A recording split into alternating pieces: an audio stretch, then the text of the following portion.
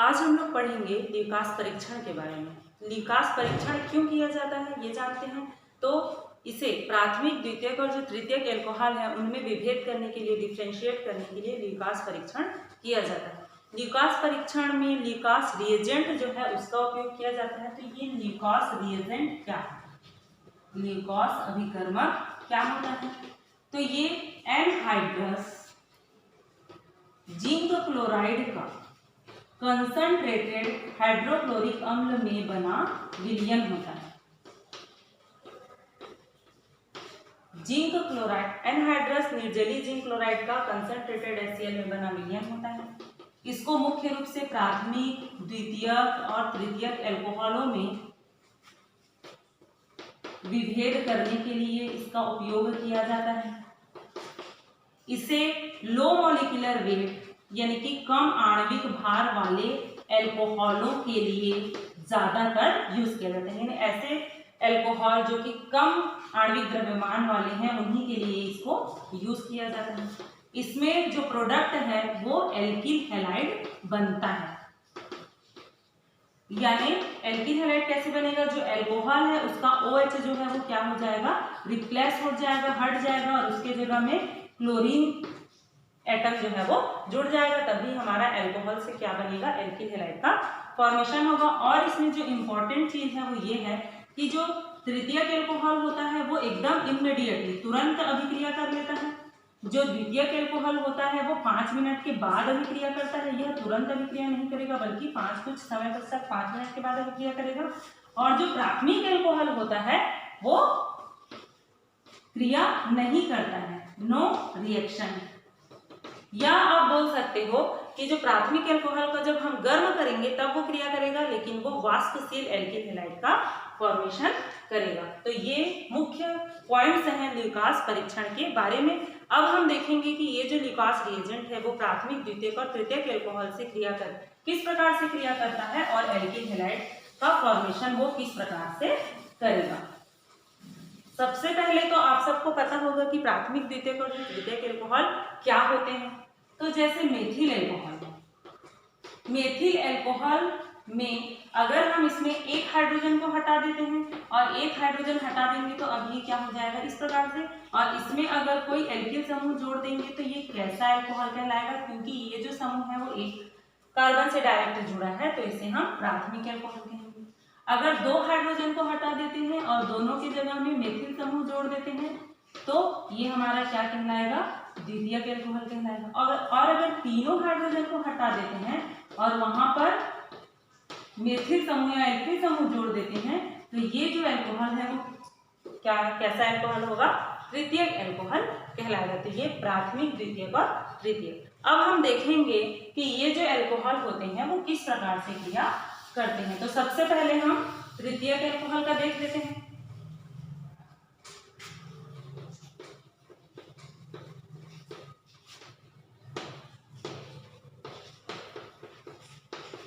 सबसे पहले Lucas reagent मतलब क्या है? जिंक क्लोराइड और HCl। ठीक है, तो सबसे पहले इसके पास क्रिया करने के लिए आएगा जिंक क्लोराइड। ये जो जिंक क्लोराइड है ये कैसा है? लुईस एसिड के समान बिहेव करता है। लुईस एसिड यानी कि जो अम्ल इलेक्ट्रॉन को लेता है उसे हम लुईस एसिड कहते हैं। कैसे? तो देखिए ये जो जिंक है वो 2 क्लोरीन समूह से जुड़ा हुआ है। अब क्लोरीन क्या है? इसकी इलेक्ट्रोनेगेटिविटी भी अधिक है और अगर आप जिंक का देखोगे तो अष्टक भी कंप्लीट नहीं है, यानी इसके पास समझो इलेक्ट्रॉन की कमी है। ठीक है, तो ये क्या करेगा? इलेक्ट्रॉन को लेने की कोशिश करेगा और ये किसी अभिकारक में वहां पर क्रिया करेगा जहां पर इलेक्ट्रॉन घनत्व अधिक है। तो ये जो हमारा एल्कोहल है यहाँ पर कहाँ पर इलेक्ट्रॉन घनत्व अधिक है? तो स्वाभाविक है ऑक्सीजन में अधिक है, क्योंकि ऑक्सीजन के पास 2 लोन पेयर है। तो ये जो जिंक है वो ऑक्सीजन से जाकर क्रिया करेगा।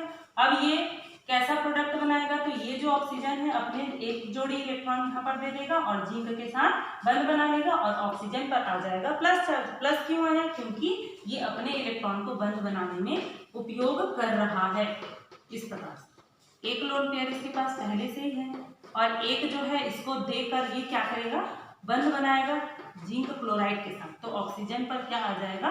Plus charge. ठीक है, यहाँ तक समझ आया। अब उसके बाद बाद क्या होता है, क्योंकि ऑक्सीजन जो है वो हमेशा माइनस में होता है, कभी भी उसके पास प्लस चार्ज नहीं रहता, और अगर आ जाता है किसी मैकेनिज्म में तो वो तुरंत वो क्या होता है, बहुत ज्यादा अनस्टेबल, और स्थायी प्राप्त करने के लिए क्या करेगा, ये बंध के दोनों इलेक्ट्रॉन को ये ऑक्सीजन ले लेगा और ये बंध क्या हो जाएगा, टूट जाएगा। तो अब हमारा जो प्रोडक्ट है वो कैसे बनेगा, इस प्रकार से, ये बंध टूट गया तो कार्बन पर आ जाएगा प्लस चार्ज, और ऑक्सीजन के पास अपना 2 लोन पेयर आ गया उसके पास वापस, और ये इस प्रकार से बना है। अभी क्रिया पूर्ण नहीं हुई है। अब उसके बाद विलयन से आता है हाइड्रोजन क्लोराइड। हाइड्रोजन क्लोराइड यहाँ पर है जिंक क्लोराइड के साथ हाइड्रोजन क्लोराइड। तो ये यहाँ तक हमारा प्रोडक्ट बना था इस प्रकार से C+, और ये भी हमारा बचा हुआ है।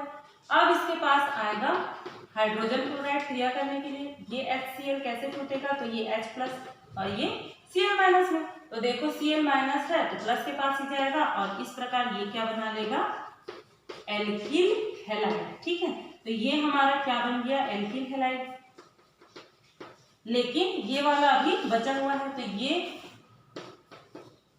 इस प्रकार से जिंक क्लोराइड, तो इसके पास कौन जाएगा, H+ जो है वो स्वाभाविक ऑक्सीजन के पास ही क्रिया करेगा, क्योंकि इसके पास 2 लोन पेयर है, इलेक्ट्रॉन अधिक है, तो ये वहां पर जाकर बंध बनाने की कोशिश करेगा। ठीक है, तो ऑक्सीजन देखो कितना बंध बना लेगा, अगर ये जो H+ है यहाँ पर बंध बनाएगा तो इसके पास तो इलेक्ट्रॉन नहीं है, तो कौन इलेक्ट्रॉन देगा, ये दोनों फिर से अपना इलेक्ट्रॉन देगा, तो फिर से इसके पास क्या आ जाएगा, प्लस चार्ज।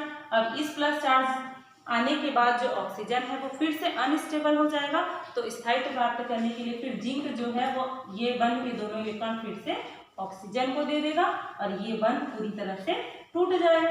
आया समझ में, H+ आएगा यहाँ पर, H+ इसके पास अटैक करेगा बंध बनाने के लिए, तो ये जो ऑक्सीजन है वो क्या करेगा, बंध के दोनों इलेक्ट्रॉन देगा, और इसके पास आ जाएगा इस प्रकार से प्लस चार्ज, इस प्रकार से आ जाएगा प्लस चार्ज।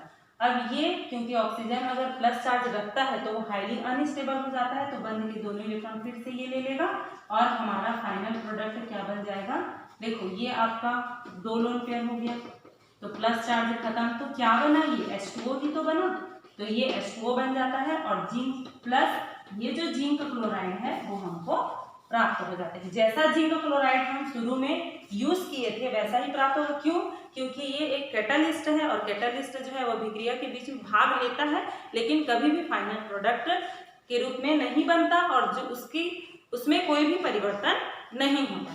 तो ये प्राइमरी अल्कोहल का ये रिएक्शन है। सेम इसी प्रकार से द्वितीयक अल्कोहल भी रिएक्ट करेगा, और प्राथमिक अल्कोहल से भी इसी प्रकार से एल्किल हैलाइड का फॉर्मेशन होगा।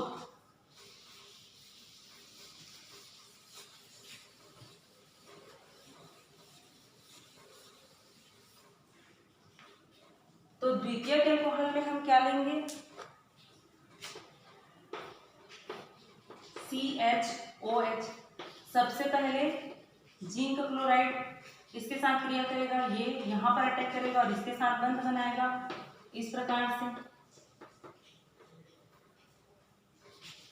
CHO, इधर H, तो ऑक्सीजन पर क्या आ जाएगा, प्लस चार्ज, यहाँ पर जुड़ जाएगा जिंक क्लोराइड, इसके पास 1 लोन पेयर इलेक्ट्रॉन ऑलरेडी है।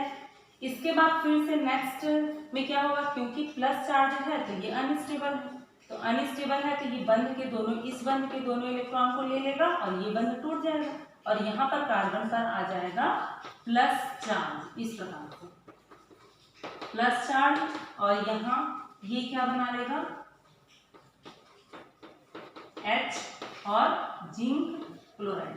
अब फिर यहाँ पर हाइड्रोजन क्लोराइड से H+, जो हाइड्रोजन क्लोराइड है वो H+ और Cl- में टूटेगा, तो जो Cl- है इसके साथ क्रिया करके एल्किल हैलाइड का फॉर्मेशन कर लेगा इस प्रकार से,